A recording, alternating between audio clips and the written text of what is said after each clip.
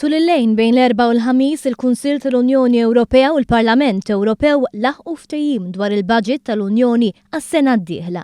Budget diskrit bħala wieħed li jirrifletti bisħieħ il-prijoritajiet ewlenin tal-Unjoni Ewropea. Fl-2017 l-Unjoni Ewropea biħsiba toħroġ kważi 135 biljun euro, fil-waqt li ddaħħal iktar minn 157 biljun.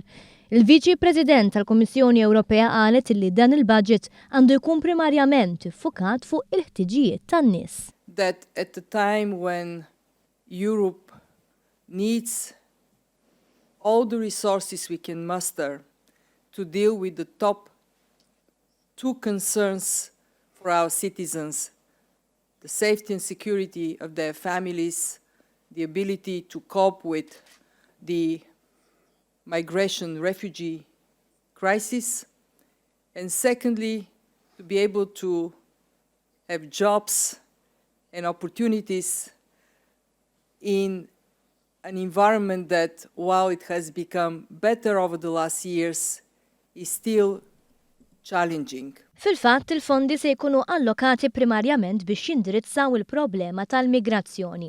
Għal-2017 l-Unjoni Ewropea allokat kważi 6 biljun euro għal dan il-għan, ġifiri iktar minn 11% iktar mill-fondi allokati għal-migrazzjoni u s-sigurta fl-2016. Il-fondi se jiffinanzjaw proġetti fil-pajjiżi minn fejn jitilqu l-immigranti, programmi ta' rilokazzjoni għall-immigranti, il-ħolqien ta' ċentri ta' akkoljenza, ir-ritorn ta' immigranti li m'għandhomx dritt ta' ażilju u miżuri ta' integrazzjoni. Il-fondi mistennija jipprovdu iktar riżorsi wkoll għat-tisħiħ tal-frontieri Ewropej, il-prevenzjoni tal-kriminalità u t-terrorizmu. Priorità oħra l-2017 hija li jiżdied l-investiment sabiex it-tkabbir ekonomiku jkun stimulat u jinħolqu iktar postijiet tax-xogħol.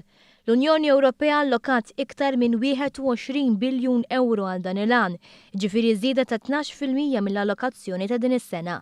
Dawn il-fondi se jintużaw għal programmi bħal Erasmus Plus, li waħedha għandha allokazzjoni tiktar minn 2 biljun euro.